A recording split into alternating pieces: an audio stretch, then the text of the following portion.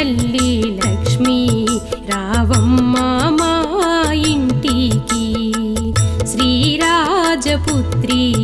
వరలక్ష్మీ రావమ్మ మా ఇంటికి